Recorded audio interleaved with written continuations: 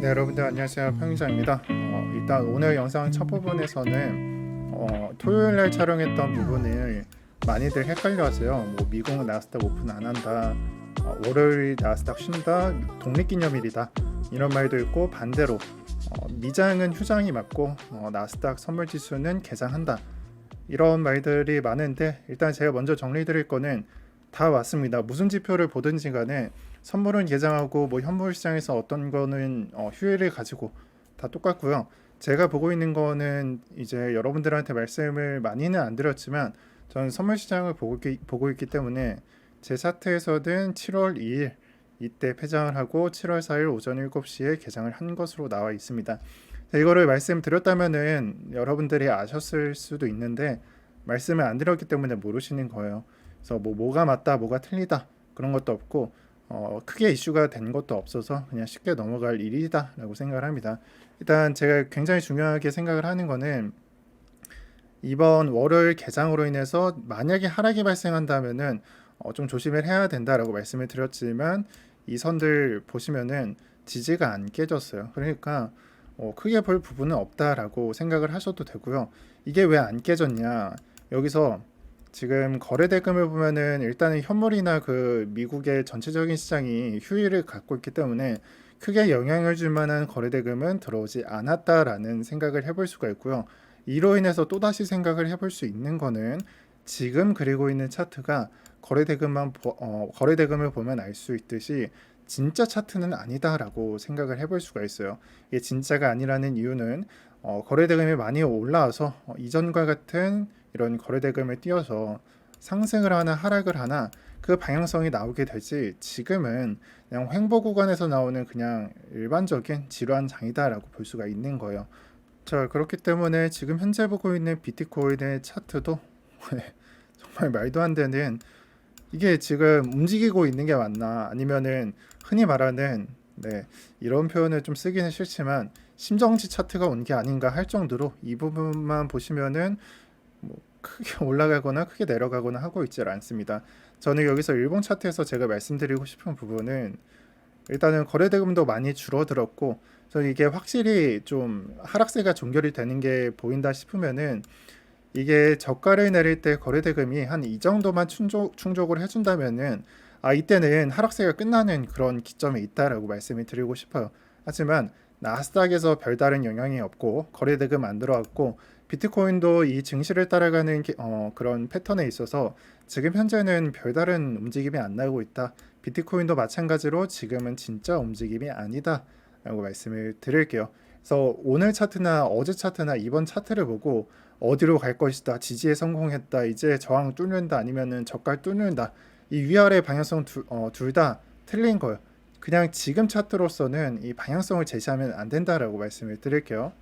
자, 그래서 단기장을 예측을 할 때도 7월 1일 또는 7월 2일에 이 8%에서 9%가 뭐 10%한 번에 올리고 8에서 9%한 번에 삭제를 하고 이런 장이 연출이 됐고, 저는 이번 장에 있어서 한 번에 내려갔는데 이 가격에 반해서 반등은 크게 나오고 있지 않다. 따라서 약세장이 이렇게 연출이 된다면은 그냥 이 장은 반등이 나올 때 큰 반등이 없었으니까 약세장이 계속 연출이 된다라고 말씀을 드렸고요. 그 장이 계속 나오고 있다라고 말씀을 드릴게요. 근데 여기서 우리가 가장 중요한 건 항상 반복드리듯이 과거가 아니에요. 과거를 보고서 내일과 오늘 장을 예측을 하는 것이에요. 자, 그러면은 과거를 봤을 때 어떻고 지금을 봤을 때 어떠냐?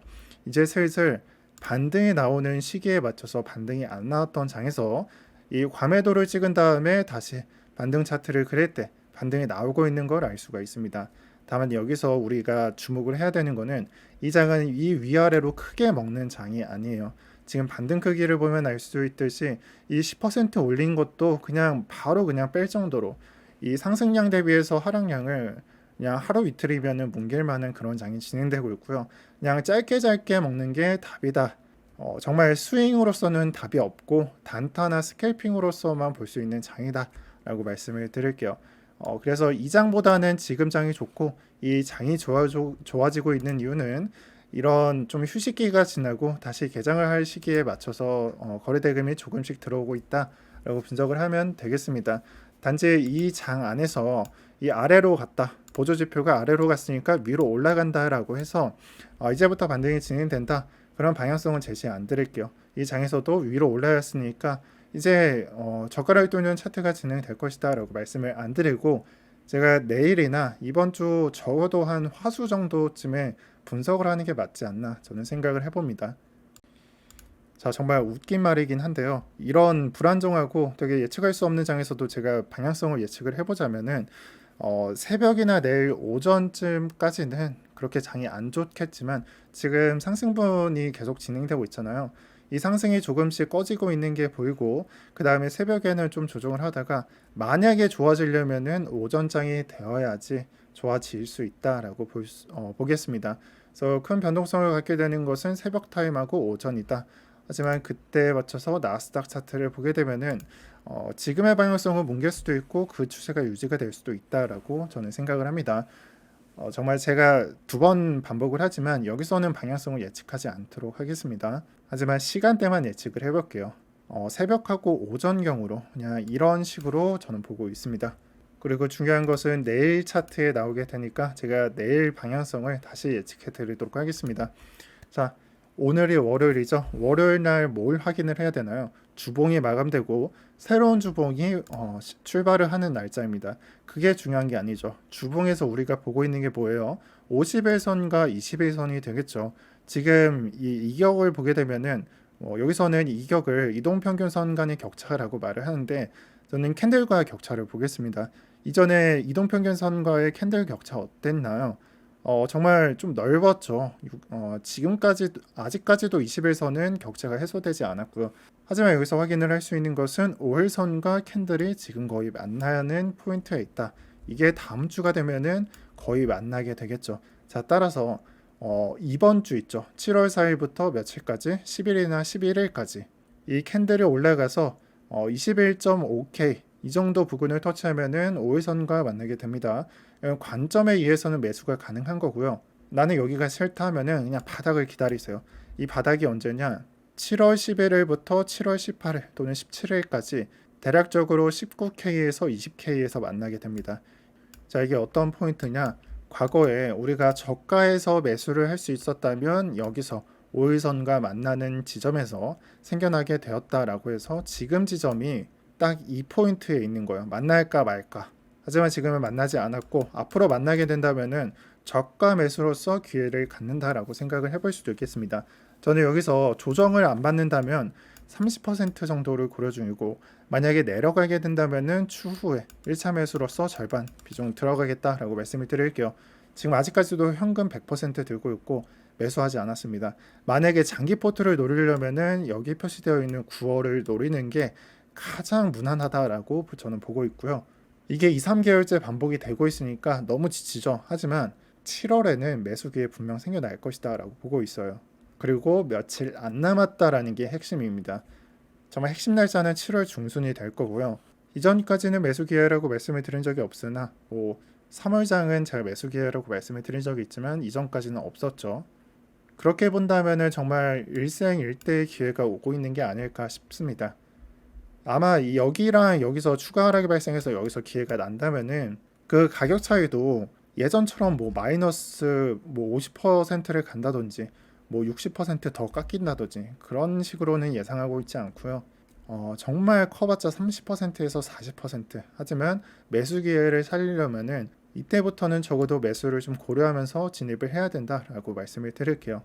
제가 여기서 한 가지 말씀드리고 싶은 거는 매수 기회랑 리스크와 상관관계인데요.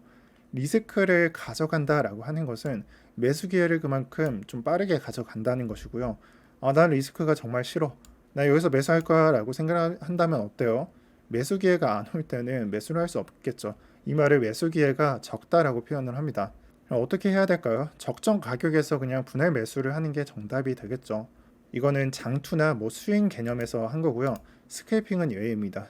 스케이핑은 분할 매수보다는 그냥 일시에 매수하고 일시에 터는 게 가장 좋아요. 그게 가장 적정은 하루 안에 또는 12시간 안에 6시간 안에 점점 줄여나가는 게 짧은 매매의 핵심입니다. 그래서 오늘은 알트장 많이 말씀을 안 드릴 거고요. 저 뭐 이런 차트가 진행이 되더라도 이런 차트도 진행이 되고 그리고 여기서 속는 분들이 있을 거고 이익을 내는 분들도 있을 텐데 저는 한 가지만 집중을 하려고 합니다. 이번에 비트코인 매수 들어갈 거고 이 코인 투자하다가 익절을 하면 좋으나 한번 물리면은 내가 비트코인에 매수할 수 있는 현금이 조금 줄어든다라고 생각을 해서 일단은 비트랑 이더만 집중을 하겠습니다. 굳이 저 안 따라오셔도 되고요. 여러분들 취향에 맞게 매매를 하셔도 됩니다. 다만 저의 선택은 비트코인과 이더리움 먼저 담고 그 다음에 잡코인을 담는 그런 생각을 하겠다라고 저는 설명을 드릴게요. 네, 오늘 영상 여기까지 할 거고요. 제가 이 노트북에서 촬영하는 거라서 영상이 화질이 어떻게 나올지는 잘 모르겠습니다. 만약에 영상에 좀 문제점이 있다면은 피드백을 주시고요. 그리고 토요일 영상에 댓글을 제가 소개를 해드렸었는데 이게 항상 똑같은 방에 소개가 되는 게 아니라서 각 전문가마다 다르고 여러분들이 좀 무료로 이용해 보실 수 있는 방이 각자가 다릅니다. 그래서 아직까지 이용을 안 해보신 분들은 신청을 하셔서 무료로 뭐 관점이든 아니면 이 사람이 어떻게 장을 보고 있든 제가 스캐핑 보는 관점 있죠. 이런 것들 받아가지면서 매매를 하실 수 있는 분들 도움 받아가지고요. 오늘 영상은 여기까지 하겠습니다. 앞으로 2주밖에 안 남았는데 이 기간만큼은 잘 버텨주셨으면 좋겠습니다. 영상 시청 감사드립니다.